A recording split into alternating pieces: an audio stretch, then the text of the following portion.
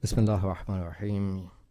Let's talk about the zabiha, halal food, importance of halal. Well, zabiha halal is recently heard istilah and terminology in America. In Islam, we just have halal. And halal is the one which is zabiha halal. This is a very recent thing that we start hearing in America, that some people consider halal to be different, generally speaking, and zabiha to be different, and then they start to say zabiha halal.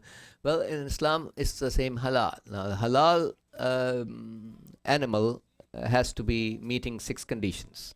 If an animal meets six conditions, then it is considered to be halal. If a halal meat animal meets 6 conditions, it is considered to be halal to eat. The first condition is that the animal should be slaughtered by a Muslim. Isn't that right? And so even if there's a machine slaughtering the animal, in the fatwa of Ayatollah Sistani, Hafadahullah, and Ayatollah Khamenei, Hafadahullah, both, they have said the same, it's okay to eat. But then the Muslim person who's pressing the button must say the name of Allah with the niyat of all those chickens or animals. Isn't that right? There has to be a Muslim person pressing the button. So first of all, it has to be slaughtered by a Muslim. Second of all,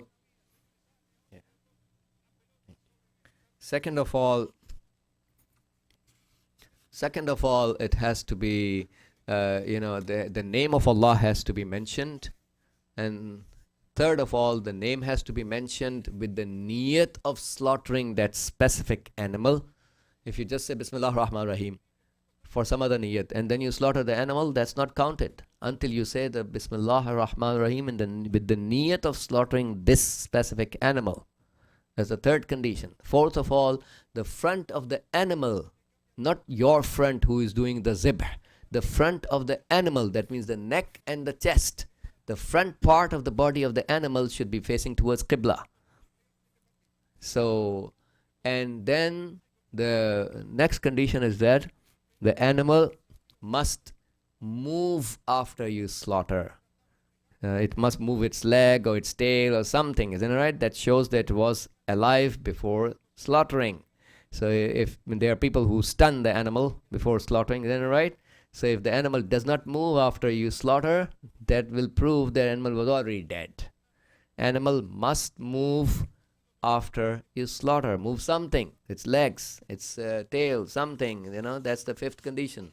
And the sixth condition is that you slaughter the animal with a metallic blade. There has to be a metallic thing. If you kill the animal with a wooden stick, it's not going to be halal.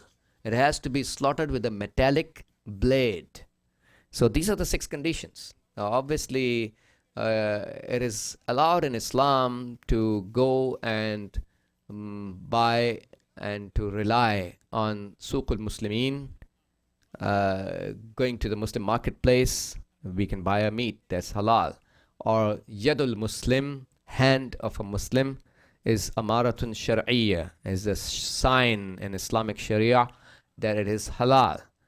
But it is the sign as long as we did not discover that the person is ghair multazim, ghair mutadayyin, non-religious, bedin. As soon as we discover this person is selling the halal chicken, but says, this chicken is halal, but brother, this one is haram. You just ignore that. You can buy this one. What do you mean by this? So you are also selling the haram meat as well? Then you are not mutadayyin. You are not muttaqi. You are doing a haram openly. You are called fasiq in the eyes of Sharia. You are not adil. You are not muttaqi. You cannot be trusted. As soon as you discover a Muslim is not mutadayyin, not following the religion, not deendar, you are not allowed to trust his zabiha. Okay, that's the first thing. So we do trust the hand of a Muslim, we do trust the marketplace of Muslim, as long as we did not discover that this Muslim is a non-practicing person. As soon as we discover, we will stop trusting him, and we cannot rely on his whatever he says that it's halal. We cannot rely on that. Somebody is, let's suppose, selling alcohol as well, isn't it right? Working in wherever, isn't it? Selling alcohol. Plus, he said, no, no, no, okay, well, that's a different thing, but this meat is halal. That's not a different thing for in the eyes of the Sharia.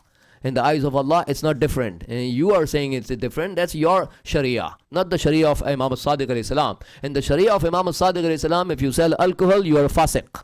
You are not muttaqi. Then we are not allowed by Allah's Sharia to trust you any further. Even though your meat may be halal, but we are not supposed to trust you in the Sharia. Isn't that right? So now onwards, you will do the tahqiq and research. You do the research. So you get the itminan, your itminan and hujjat. You call the supplier. They're bound to reply back to you. Isn't it right? They're bound to explain it to you. If you become mutmain, your itminan is hujjat. If you don't become mutmain, you're not satisfied, don't buy it. That's not the end of the world. So this is the ruling about meat.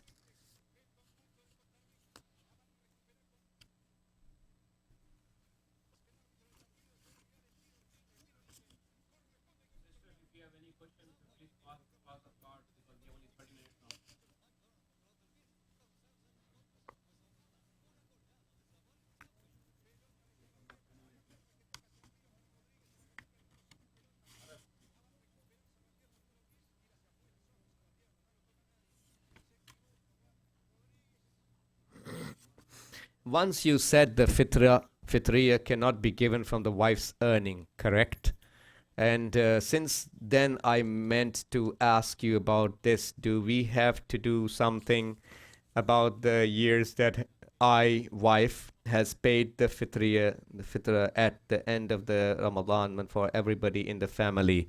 Yes, your husband is liable to pay the fitra again. It is the nafaqa is wajib on the husband. Fitra of the wife and the children is wajib on the neck of the husband, in the Laylatul Istihlal, the night we see the moon. When the night we see the moon, the last night of Ramadan month, when we see the moon, when the night comes, the wajib of fitra falls on our neck. It's a wajib on the husband. If you paid it, good, you paid it for the sake of Allah. Allah inshallah is going to reward you for a good charity in the way of Allah, but it will not be counted in the place of fitra. Fitra is a wajib on the husband. It will continue to be on the neck of the husband to pay.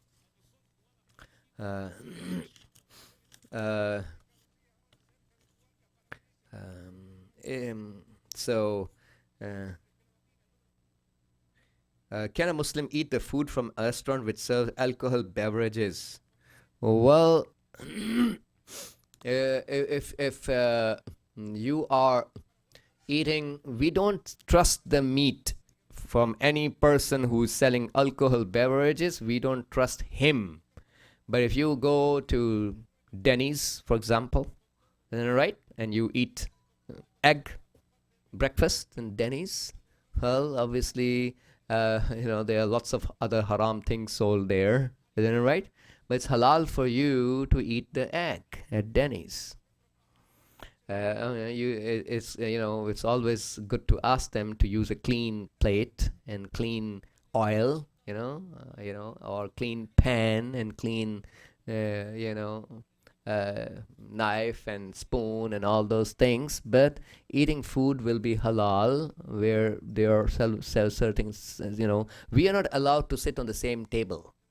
Any table where anyone is drinking alcohol, it's haram to sit on that table and eat the halal food or non-halal food, or eat nothing. Just sitting is also haram. We cannot sit on the table whether you eat or you don't eat. You cannot sit on the table where someone else is drinking alcohol. That's haram. So, but if you are sitting on a different table and you're eating, an egg at Denny's, like I explained, you can ask them to use a clean plate and clean oil and all that. Well, that's okay. So now,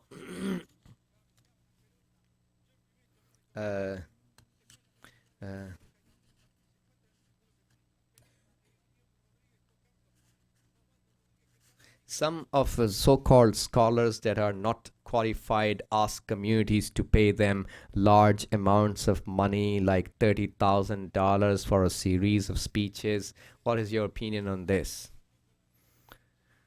Well, Islam uh, is a religion which is religion of spirituality. I'm not saying that asking money is haram in the fatwa of the Maraje. I'm not saying that it's haram, but it's certainly not something which is appreciated. And this is not the sirat of the Anbiya. This is not the sirat of the A'imma alayhimus salam. This is not the sirat of our Maraje, our scholars. This is, I'm not saying it's haram, but this is not the sirat of the prophets and the imams and the scholars. So we don't do that, and this is not something which is appreciated in Islam, to ask for money from the people. Isn't it right? So we believe money is destined by Allah. Whatever is in the qada and qadar of Allah is bound to reach you. And it's I'm not saying it's haram, but it's very inappropriate, because it's not in sync with the sirat of Anbiya to ask money from the people. Isn't it right? To give money to them, or to or our scholars, our Maraje, they don't do like this. So this is not something which we would appreciate or encourage anyone to do.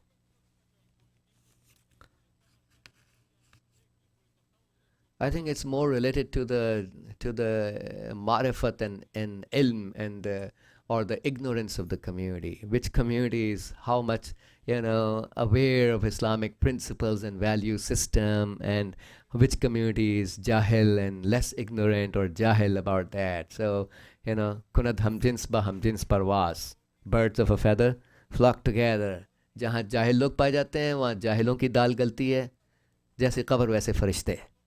जहाँ पढ़े लिखे लोग पाए जाते हैं वहाँ पढ़े लिखे लोगों की दाल गलती है, उनको बुलाया जाएगा. वहाँ इस्लाम की दाल गलती है, वो इस्लाम की बात करेंगे, ठीक है ना, वहाँ पैसा बीच में नहीं आएगा. मगर हैं हमारे यहाँ ऐसे लोग जाहिल कि जिनको यही ज़बान समझ में आती है, तो वही हैं जो कि इस किस्म की फ़िक्र को इनकरेज भी करते हैं. राइट? तो ये तो दोनों हाथों से ताली बज रही है. तो बुलाने वाले ऐसे बैठे हुए हैं तो जाके मांगने वालों की हिम्मत बन रही है. अगर बुलाने वाले अपने आप को बदल लें, अपनी इस्लाह कर लें, तो मांगने वाले खुद मजबूर हो जाएंगे अपनी इस्लाह करने पे. जैसी कब्र वैसे फरिश्ते. अल जिन्स यमील इला jeans he, how we say in Arabic. So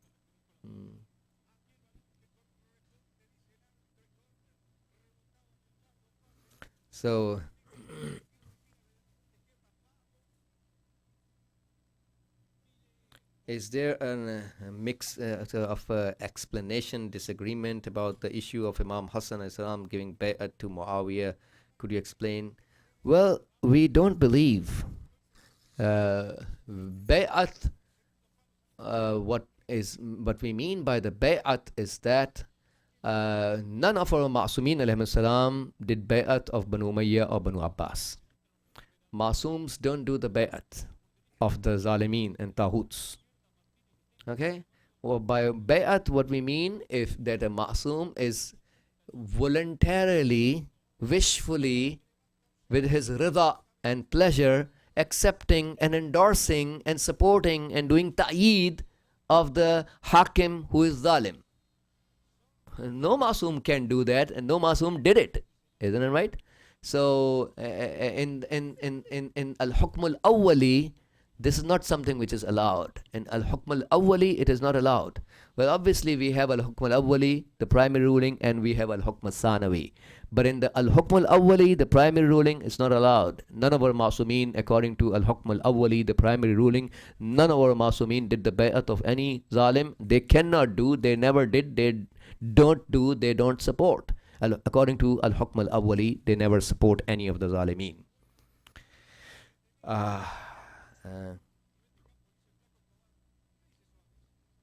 If a person earns from a haram source,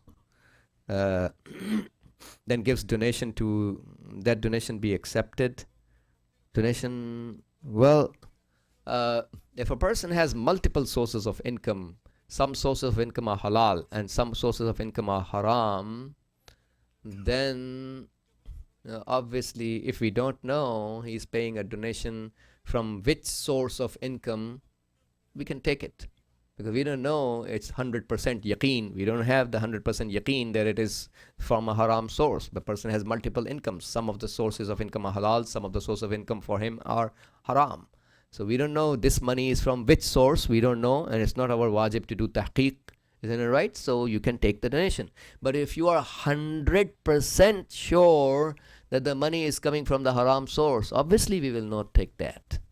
And then obviously the haram sources are also of two kinds in Islam. Some of the haram, some income, some jobs are haram, but the money is not haram to use. Like working in a bank, which has interest in it. And haram in Islam, we don't work for banks where there is interest. In the fatwa of Ayatollah al-Uzma Khu'i rahmatullah alayh, the example that he mentioned in his fatwa in the istifta, he said, chaprasi, the peon who's sitting on the door. This is the only example that Ayatollah al-Uzma Khu'i rahmatullah alayh, he gave in his fatwa, that the job of a peon, a chaprasi, is allowed. This is what he mentioned in his fatwa. Everything else, even if you are sitting on a computer, you are a cashier, whatever, you have some link to the interest money, one way or the other. So obviously we don't work for the banks. So that's haram in Islam. So working in a bank with interest transaction is haram in Islam, but the salary is not haram to use. The job is haram. So this is one kind of the haram source of income. Another type of source of income where the job is haram plus the money is also haram is if a person sells alcohol. If a person sells alcohol, not only his job is haram, plus his salary is also haram. So this kind of person, if you have 100% yaqeen that this person has only one source of income and that's where he's selling alcohol, you're not supposed to take any donation from that money.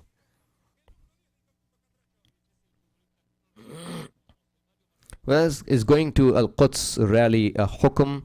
It is over and over asked by our maraji and leadership, and they have always, emphasized, our mujtahideen have always emphasized that obviously is our responsibility to peacefully protest over the occupation of Al-Aqsa Mosque and the Holy Land.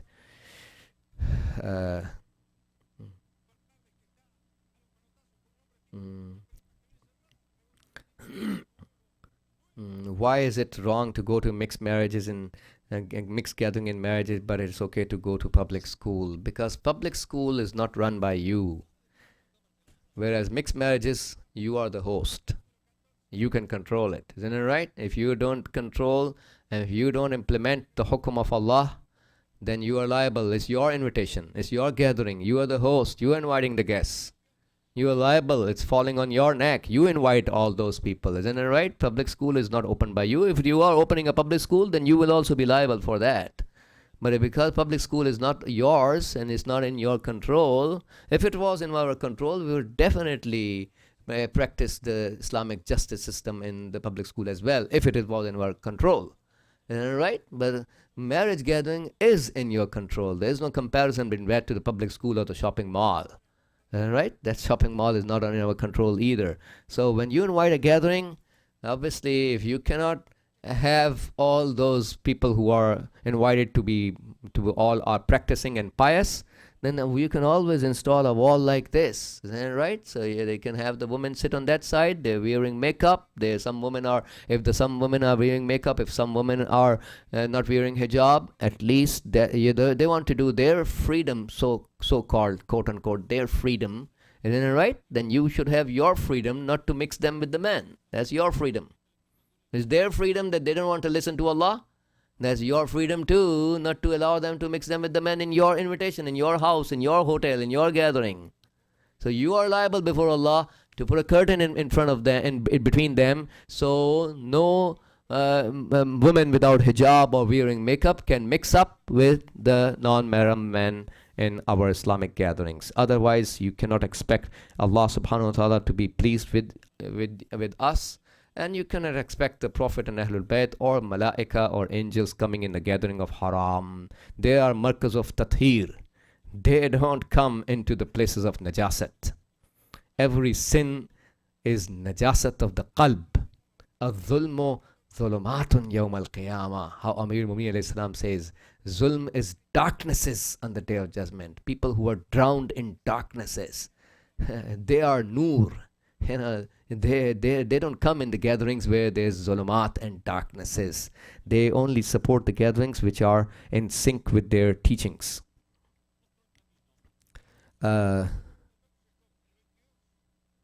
Yeah, Prophet Ibrahim didn't tell help. I can't read it properly. I'm sorry. When going to Abdul Muttalib said, Kaaba has owner. When can we ask help like we should? I can't understand your question properly. But if you are trying to say the incident where Hazrat Abdul Muttalib alayhi salam said, Ana Rabbul Ibil, and the house has a lord. So I am the lord of the, of the camel. So, so obviously, first of all, my teacher Ayatollah Jawadi Hafizahullah in his tafsir has said that what Hazrat Abdul Muttalib alayhi salam said was before the nuzul of Quran. There are so many people who are still abusing the statement of Hazrat Abdul Muttalib, which was mentioned before the nuzul of Quran, abusing them after the nuzul of Quran. The first sign of jahl of the people. So second of all, when the ayat of Quran has arrived, that Allah subhanahu wa ta'ala is announcing in the Holy Quran, that, and we learn in the light of the verse that in awliya'uhu, Quran says, in awliya'uhu illa al-muttaqun. So in the light of this verse of Holy Quran, our Sharia says that tawalli, the tawliyat, mutawalli of the Holy Kaaba. In other words, the mutawalli of the Holy Kaaba, Allah has given the position of becoming mutawalli of the Holy Kaaba to the ones who are pious and muttaqi. Now that Allah has decided the destiny and the rules of who can become the mutawalli, after the nuzul of this ayat in Quran, no one has the right to use that statement of Hazrat Abdul Muttalib alayhi salam any further. Okay? So we have principles in place already in the Sharia. Who can be the mutawalli? And right now in the time of ghaibat, it is the Jami' al-Shara'it Mujtahid who is the mutawalli of the Holy Kaaba Shar'an. Whether those people who are those Wahhabi puppets who are ruling the Kaaba accept it or not, they are not accepting so many other teachings of Islam, either. But in Islamic Sharia, the Jami' al-Shara'it Mujtahid, is the mutawalli of the Holy Kaaba.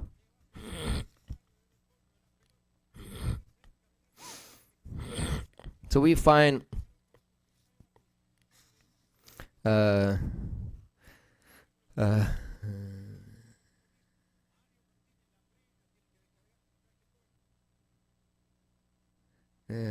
it is often recited when in the session of Miraj, there was a ring given to Rasulullah. There was no ring given to Rasulullah. There was no ring given to Rasulullah that I recited any narration. I did not read that in any narration. There was a ring given to the Prophet. I did not read that.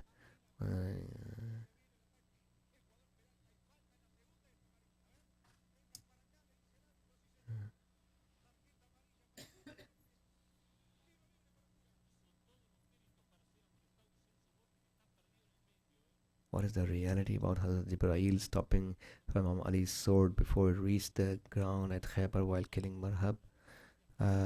If you are trying to say, obviously, the sword may have hit the ground and it may have impacted the earth as well, maybe. So maybe ihtimalan that's one of the reasons.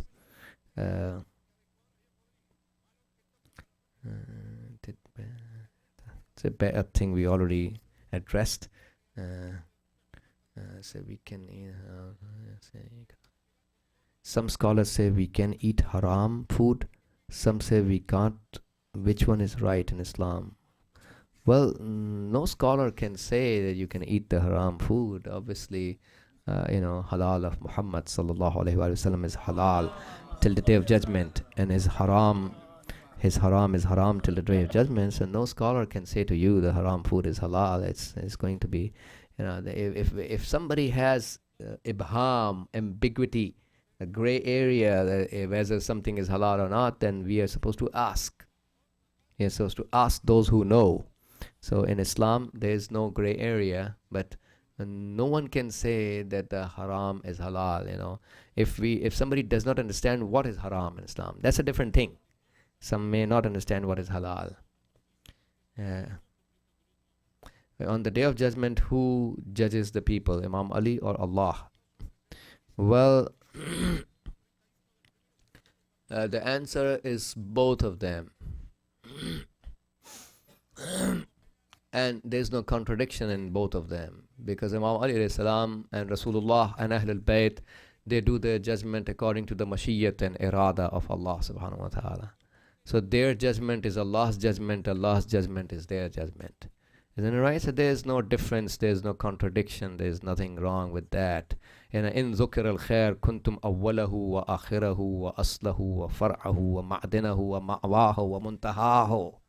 Ziyarat al-Jami'ah says, whenever khair is mentioned, you are the beginning of every khair, the end of every khair, the root of every khair, the branch of every khair, the mineral of every khair, and climax of every khair. In the ziyarat we read that Iyabul khalqi ilaykum wa hisabuhum alaykum. Isn't it right? The return of the creatures is towards you. Wa hisabuhum, and their accountability alaykum is upon you. So Ahlul Bayt are going to do the hisab on behalf of Allah. Obviously, there is no contradiction. They are Madhar of Allah. They are reflection of Allah. They have the right to do. Who else would have the right? So there is nothing wrong in that. Okay, we'll take one more question according to the organizers. So we have a lot of questions here, but I'll just, cannot take all of them. There's an earthquake in Dallas, Fort Worth, almost every week. Likely caused by fracking, explaining from oil and gas. Does the Salat al-Ayat requirement change in this case? Well, if you feel the earthquake taking place, your Salat al-Ayat will be wajib on everyone who feels the earthquake and is present on that area, on that land. If you don't feel the earthquake, how can you discover the earthquake is happening? Isn't it right? So you can read on the internet, that's there, but you have to be there. If you are there and you feel the earthquake taking place, and you are there in that area where earthquake is taking place and you feel it, obviously we do the Salatul Ayat, which is wajibun fawri in this case. Immediately we need to go and do the Salatul Ayat without the delay.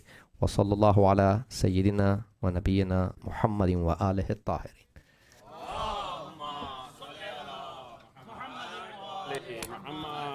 Jazakallah Maulana.